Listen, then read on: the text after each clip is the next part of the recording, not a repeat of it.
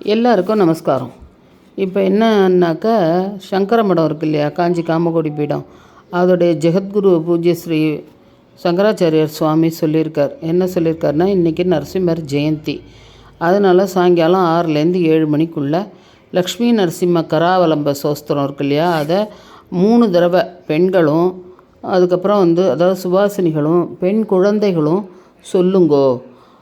சொல்லிவிட்டு அதுக்கப்புறம் பானக விநியோகம் பண்ணுங்கோ.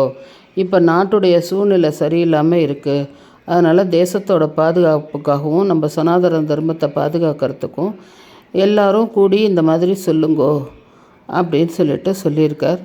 அதை நாட்டில் இருக்கிற எல்லா சங்கர மடங்களுக்குமே சொல்லியிருக்கார். அவர் மதுரையில் 2 இடத்துல, ஜெயந்திபுரம் ஒன்றும் பிபிகுளம் ஒன்றும் சொல்லியிருக்கார்.